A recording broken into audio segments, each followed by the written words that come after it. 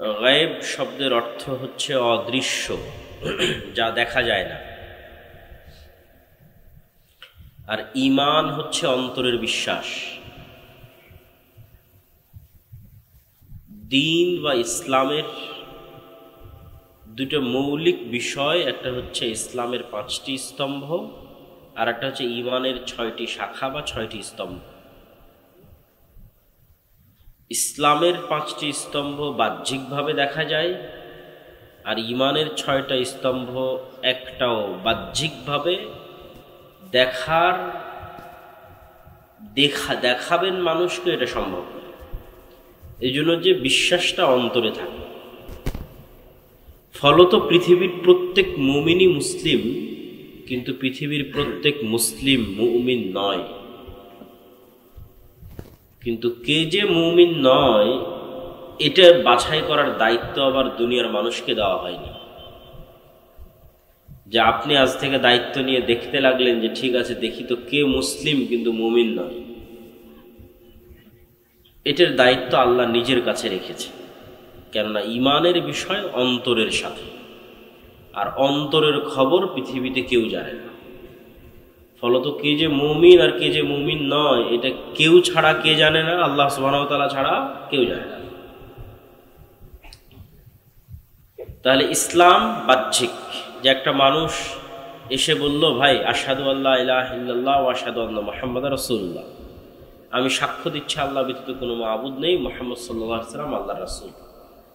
অন্তরে এটা আছে কিনা কেউ জানে না। একটা মানুষ বাহ্যিকভাবে মসজিদে এসে সালাত আদায় করতেছে, সে মুসলমান হিসেবে গণ্য হবে, তার রক্ত হারাম। জাকাতের সময় জাকাত দিচ্ছে, রোজার দিনে রোজা থাকছে অথবা থাকাটা দেখাচ্ছে, তাহলে এরা সবাই বাহ্যিকভাবে মুসলমান হিসেবে গণ্য হবে। কিন্তু এই মুসলমান ব্যক্তি মুমিন না হয়ে মুনাফিকও হতে পারে। স্বয়ং রাসূল সাল্লাল্লাহু আলাইহি ওয়াসাল্লামের যুগে মুনাফিক ছিল, আমাদের যুগেও মুনাফিক আছে।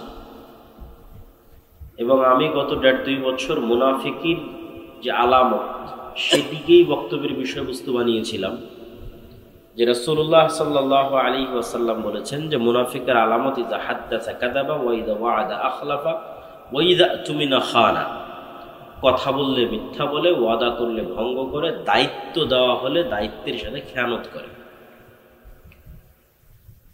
তো আমি বক্তব্য দিতে গিয়ে বলেছি যে 5 ওয়াক্ত সালাত আদায়কারী, নামাজি, হাজি, উমরাকারী মুসলমানের অভাব নাই, কিন্তু সত্যবাদী, নিজ দায়িত্বের উপর ন্যায়পরায়ণ, নিজ দায়িত্বের আমানতের খেয়ানত করে না, এরকম মুসলমান খুঁজে পাওয়া কঠিন। কেননা গত 16 বছর যারা ছিল তারাও তাহাজ্জুদের সালাত আদায় করত। তাহলে আপনি তাহাজ্জুদের সালাত আদায় করার পরেও আপনি সত্যবাদী নন, মিথ্যুক। কেননা যে রাজনীতি আমাদের দেশে আছে, গণতান্ত্রিক রাজনীতি, এটা মিথ্যা ছাড়া চলা সম্ভব না। তো এটা করতে হলে মিথ্যা বলতেই হবে। এভাবেই এর সিস্টেমটা ডেভেলপ করা আছে। সেটা পার্টির মধ্যে হোক, পার্টির বাইরে হোক, অন্য দলের বিরুদ্ধে হোক, অন্য দলের পক্ষে হোক। পার্টির মধ্যেও কেন? কেননা একই আসনে 5 জন 10 জন করে মনোনয়ন নেওয়ার জন্য প্রতিযোগিতা করতেছে।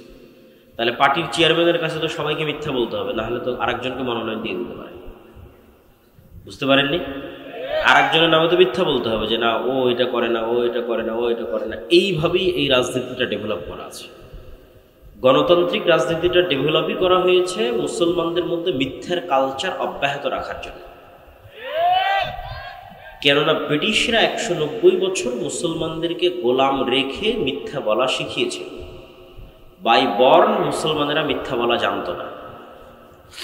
আর মক্কার মুশরিকরা, কাফেররা পর্যন্ত মিথ্যা বলা জানত না। মুসলমান তো বহুদূরের কথা। আবু সুফিয়ান মুহাম্মদ সাল্লাল্লাহু আলাইহি ওয়াসাল্লামের সবচেয়ে বড় শত্রু, সব যুদ্ধে আল্লাহর নবীর বিরুদ্ধে নেতৃত্ব দিয়েছে। আবু সুফিয়ান যখন বাদশাহ হিরাক্লিয়াসের দরবারে, তখন লাইভ নাই, রেকর্ডিং নাই, কেউ সাক্ষী দিবে তার বিরুদ্ধে সেটা নাই, কিচ্ছু নাই, ফোন নাই, মাইক নাই, কিচ্ছু নাই। আবু সুফিয়ান চাইলেই মিথ্যা বলতে পারত, কিন্তু আবু সুফিয়ানরা মিথ্যা বলাটা জানত না।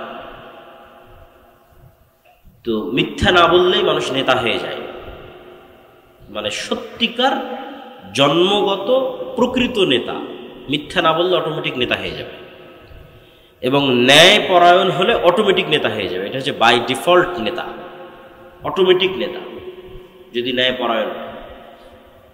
এই নেতৃত্বের গুণ ছিল মুহাম্মদ সাল্লাল্লাহু আলাইহি ওয়াসাল্লামের মধ্যে, এই নেতৃত্বের গুণ ছিল নবীদের মধ্যে, এই নেতৃত্বের গুণ মুসলমানদের। কিন্তু যখন ইউরোপীয় উপনিবেশের মাধ্যমে শুধু ভারত, পাকিস্তান, বাংলাদেশ না, ওই আফ্রিকাও পর্যন্ত যখন এদের পদানত হয়েছে, তো এদেরকে গোলাম বানিয়ে মিথ্যা বলা, দুর্নীতি করা এবং চুরি করা শিখানো হয়েছে। কেননা আপনি যখন গোলামি করবেন তখন এটা ছাড়া রাস্তা থাকে না। সারাদিন না খেয়ে আছে 5 জন মানুষ, এখানে সারাদিন না খেয়ে আছে, আমি একটা রুটি নিক্ষেপ করে দিলাম, তো 5 জন ক্ষুধার্ত মানুষ এই রুটিটা নিয়ে কাড়াকাড়ি করবে না? এই রুটিটা পাওয়ার জন্য একজন আরেকজনকে হত্যা করবে না? এটাই হলো গোলামির মাধ্যমে ট্রেনিংটা হয়। যখন আপনি গোলাম হয়ে গেছেন তখন একটা টাকার জন্য মিথ্যা বলবেন, একটা টাকার জন্য আরেকজনকে হত্যা করবেন, একটা টাকার জন্য আরেকজনকে ধোঁকা দিবেন। এই কালচারটা গোলামির মধ্যে তৈরি হয়। বানু ইসরাইলদের ইতিহাস পবিত্র কোরআনে এত বেশি কেন দেওয়া আছে? বানু ইসরাইলের ইতিহাস পবিত্র কোরআনে এই জন্য এত বেশি দেওয়া আছে যে বানু ইসরাইলরা এত বিশাল বিশাল নেয়ামত পাওয়ার পরেও কিভাবে মুনাফিকি করছিল, কিভাবে ধোঁকা দিচ্ছিল, কিভাবে 2 নম্বরি করছিল, সেগুলো তুলে ধরা আছে। তো এগুলো ওদের রক্তের মধ্যে মিশে গেছিল ফেরাউনের কয়েকশো বছর গোলামি করার কারণে।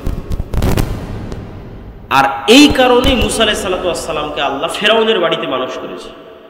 কেননা মুসা যদি আর 10টা বানু ইসরাইলের সাথে মানুষ হতো, তাহলে আর 10টা বানু ইসরাইলকে খাওয়ার জন্য মিথ্যা বলতে হয়, চাকরির জন্য মিথ্যা বলতে হয়, একটা রুটির জন্য দুর্নীতি করতে হয়। তাহলে মুসা আলাইহিস সালাম ওদের সাথে থাকতে থাকতে গোলামির নেচারগুলো না রক্তের মধ্যে ঢুকে যেত, বিকজ তার জাতি হচ্ছে গোলাম, বানু ইসরাইলরা গোলাম।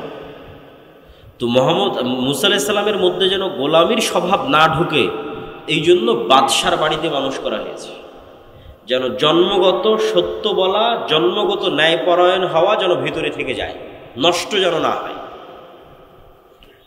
তো আফগানিস্তানে কেউ বাহির থেকে এসে টিকতে পারেনি কেন? বেশিরভাগ আফগানিদের জন্মগত সত্য বলা এবং জন্মগত ন্যায়পরায়ণ হওয়ার স্বভাবটাকে ধ্বংস করতে পারে। এই জন্য কেউ আফগানিস্তানে এসে সেভাবে বেশি দিন টিকতে পারে। আর যেই জাতিরই আপনি জন্মগত সত্য বলা এবং জন্মগত ন্যায়পরায়ণ হওয়ার স্বভাব ধ্বংস করে দিয়েছেন, আগের 16 বছরের যারা ছিল তারা যেমন বিক্রি হয়ে গেছে, এখন যারা আছে তারাও পাল্লা দিচ্ছে কে কার কাছে বিক্রি হয়ে যাবে, কে আমেরিকার কাছে বিক্রি হবে আর কে ভারতের কাছে বিক্রি হবে। কেন? স্বভাব রক্তের মধ্যে গোলামি, অতএব টাকার কাছে বিক্রি হতে হবে। এখানে আপনি কল্যাণকর যতক্ষণ এই 2টা মৌলিক নেতৃত্বের মূলনীতি ঠিক না হবে। আল্লামা ইকবাল বলেছেন, সবক ফিরসে পড় সাদাকত কা, শুজাআত কা, আদালত কা, লিয়া জায়েগা তুঝসে কাম, দুনিয়া কি ইমামত কা। মুসলমানদের মধ্যে নামাজ আদায়কারী মুসলমানের কমতি নাই, মুসলমানদের মধ্যে হাজি মুসলমানের কমতি নাই, দানশীল মুসলমানের কমতি নাই, কিন্তু মিথ্যা বলবে না, সত্য কথা বলবে এবং ন্যায় পরায়ণতার উপর অটল থাকবে, দুর্নীতি করবে না, নিজ দায়িত্বের আমানতের খেয়ানত করবে না। এইরকম মুসলমানেরই অভাব পড়ে গেছে। এইরকম মুসলমান যদি তৈরি হয়ে যায় তো সারা পৃথিবী আবার মুসলমানেরা নেতৃত্ব দেবে। এই বক্তব্য আমি দীর্ঘ গত 1.5-2 বছর দিয়ে এসেছি মুনাফিকের আলামতের উপর, যে বহু মানুষ মুসলমান কিন্তু মুনাফিক। সে হজ করতেছে, মনে করছে আমি হজ করছি, উমরা করতেছি, দান করতেছি, কিন্তু মুনাফিক। কেননা ঈমান থাকলে কখনো মানুষ মিথ্যা বলতে পারে না। অন্তরে যদি ঈমান থাকে, অন্তরে ঈমান থাকলে মানুষ কখনো অন্যায় করতে পারে না, দুর্নীতি করতে পারে না, যদি অন্তরে ঈমান ঢুকে যায়। এই জন্য এবারের আলোচনার বিষয়বস্তু হচ্ছে ঈমান, আল ঈমান বিল গায়ব। আল ঈমান বিল গায়বের উপর বই লেখাও সম্পূর্ণ হয়েছে। আল্লাহর পথে যাত্রা নামে আগামী 6-7 নভেম্বর সালাফি কনফারেন্স, মানে 1 সপ্তাহ পরেই আল জামিয়া সালাফিয়া ডাঙ্গিপাড়া বাবা রাজশাহী, পাকিস্তান, ভারত, সৌদি আরব, বাংলাদেশের বড় বড় আলেম ওলামারা থাকবে। 2 দিন ব্যাপী সম্মেলন। আপনারা যাবেন তো ইনশাআল্লাহ? দাওয়াত থাকলো আপনাদের, আল্লাহ কবুল করুন। তো সেখানে প্রকাশ পাবে আর কি বইটা। তো সেখান থেকেই ধীরে ধীরে টুকটাক আলোচনা নিয়ে আসার চেষ্টা করতেছি। এখন আলোচনা সেভাবে সাজানো গোছানো হয়ে ওঠেনি, যে একদম একদিক থেকে সাজানো গোছানো বলতেই থাকবে এরকম হয়নি। তবে সারমর্ম কথা যতটুকু পারি ততটুকু বলি। ঈমান বিল গায়ব, ঈমান নাই মুসলমানদের ঈমান বিল গায়েব নাই। এটা আরো ভালো বুঝলাম কখন, সরকার পড়ে যাওয়ার পর যখন ইসলামী ঘরানার অসংখ্য দল মতাদর্শ সবার সাথে উঠা বসা করার আল্লাহ সুযোগ দিল, এবং আলহামদুলিল্লাহ এখনো সেই সুযোগটা আছে। সবার সাথে একটা ভালো সম্পর্ক, সুসম্পর্কের ভিত্তিতে যাতায়াত আছে, যাওয়া আসা হয়। তো এই যাতায়াতের ভিত্তিতে আমি আর একটা নতুন জিনিস শিখলাম, যেটা হয়তো আমারও ছিল না, আমার ধারণা। আমি এটা শিখলাম যে আমরা যারা মুসলমান হয়তো দ্বীনের দাওয়াত দিচ্ছি, হয়তো মসজিদ মাদ্রাসা গড়ে তুলতেছি, হয়তো ইসলামী দল পরিচালনা করতেছি, আমাদের এখনো পরিপূর্ণরূপে ঈমান বিল গায়েব অর্জিত হয়নি। অদৃশ্যের উপর বিশ্বাস মজবুত হয়নি যেভাবে সাহাবীদের ছিল। এই 6টা বিশ্বাসের কথা সবাই জানেন। তো ওইটা মুখে বললে কোনো সমস্যা নাই, যে আশহাদু আল্লা ইলাহা ইল্লাল্লাহ আশহাদু আন্না মুহাম্মাদার রাসূলুল্লাহ, কিন্তু এই 6টার কাজ মুখে বলার সাথে না। এই 6টার কাজ কিসের সাথে? অন্তরের সাথে। কিন্তু আমরা এই 6টাও মুখে বলে শেষ করে দিয়েছি, যে আল্লাহর উপর ঈমান আনলাম, ফেরেশতাদের উপর ঈমান আনলাম, নবী রাসূল কিতাবের উপর ঈমান আনলাম, তাকদীরের উপর ঈমান আনলাম, পরকালের উপর আনলাম। মুখ পর্যন্তই শেষ। কেউ আর বাস্তবে কোনোদিন অন্তর দিয়ে সত্যিকারভাবে বিশ্বাস করলো না যে আল্লাহ কে, আল্লাহর শক্তি কি, আর ফেরেশতা কে, ফেরেশতা কোথায় থাকে, কি করে, ফেরেশতা আসলে আছে কিনা পৃথিবীতে, আর পরকাল পুনরুত্থান, মরার পরে কিভাবেই বা পরকাল পুনরুত্থান হবে। ফলত বললাম মুখে এই কথাগুলো, কিন্তু জীবন চলতে থাকলো দুনিয়ামুখী, বস্তুবাদী। আমরা আমাদের অসংখ্য জীবনের অসংখ্য সিদ্ধান্ত দুনিয়াকে সামনে রেখে নিই, দুনিয়াকে কেন্দ্র করে নিই, বস্তুকে কেন্দ্র করে নিই। কখনো অদৃশ্যের উপর বিশ্বাসকে কেন্দ্র করে আমরা সিদ্ধান্ত নেই না। কেননা আমাদের দরকার ইমিডিয়েট রেজাল্ট, এখনই রেজাল্ট দরকার। অতএব এখন এটা ছাড়া আর তো কোনো ওয়ে নাই। তো ব্যক্তিগত জীবনে অসংখ্য উদাহরণ দেওয়া সম্ভব, আমরা জাতীয় জীবনেরই কিছু উদাহরণ দিই। যে ঈমান বিল গায়েব দুর্বল এবং ঈমান বিল গায়েব সম্পর্কে জ্ঞান অর্জন করা প্রয়োজন কেন? মুসা আলাইহিস সালাতু ওয়াস সালাম ফিরআউনের মোকাবেলায় যত দুর্বল ছিলেন, আজকের ফিলিস্তিনের গাজার মুসলমানেরা ইসরায়েলের মোকাবেলায় অত দুর্বল নয়। আবারও বলি, আজকের ফিলিস্তিনের গাজার মুসলমানেরা দুনিয়াবী শক্তির দিক থেকে আজকের ইসরায়েলের কাছে যত দুর্বল, তার চেয়ে শত গুণে বেশি দুর্বল ছিলেন দুনিয়াবী শক্তির দিক দিয়ে নবী মুসা ফেরাউনের দুনিয়াবী শক্তির সামনে। একটা পয়েন্ট গেল। পয়েন্ট নাম্বার 2, আল্লাহর নবী মুহাম্মদ সাল্লাল্লাহু আলাইহি ওয়াসাল্লাম তার সাহাবী আবু বকর, ওমর, ওসমান, আলী রাদিয়াল্লাহু তাআলা আনহুম, পরবর্তীতে যারা উমাইয়া খেলাফতের সময় বিভিন্ন দেশ বিজয় করেছে, মুহাম্মদ বিন কাসেম হোক, কুতাইবা বিন মুসলিম হোক, তারেক বিন জিয়াদ হোক, আর খালিদ বিন ওয়ালিদ, আর আমর ইবনে আল-আস হোক, যেই হোক না কেন, তাদের দুনিয়াবী শক্তি তৎকালীন বিশ্বের রোমান এবং পারস্যের তুলনায়, আমি আবারও বলি, মুহাম্মদ সাল্লাল্লাহু আলাইহি ওয়াসাল্লামের দুনিয়াবী শক্তি, আবু বকর, ওমর, ওসমান, আলীর দুনিয়াবী শক্তি, খালিদ বিন ওয়ালিদ, আমর ইবনে আল-আসের দুনিয়াবী শক্তি, তারেক বিন জিয়াদ, মোহাম্মদ বিন কাসেমের দুনিয়াবী শক্তি তৎকালীন বিশ্বের রোমান এবং পারস্যের দুনিয়াবী শক্তির তুলনায় যেই মাপে ছিল, তার চাইতে আজকের সমগ্র বিশ্বের 57টা মুসলিম দেশের দুনিয়াবী শক্তি আমেরিকা এবং ইসরায়েলের তুলনায় অনেক বেশি পরিমাণে দুনিয়াবী শক্তির অধিকারী হচ্ছে বর্তমান যুগের 57টা দেশের মুসলিম দেশের মুসলমানরা।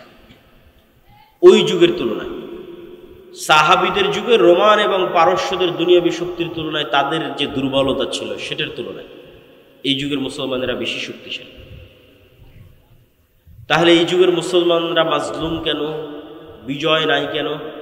বিজয় তাদের কাছে ধরা দিচ্ছে না কেন?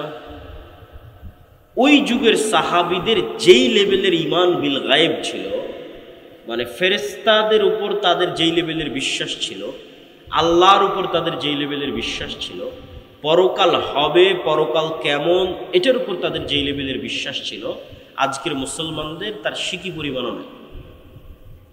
ফলত দুনিয়াবী শক্তি যত বেশি থাক, কোনো কাজের কাজ হবে না, হচ্ছেও না।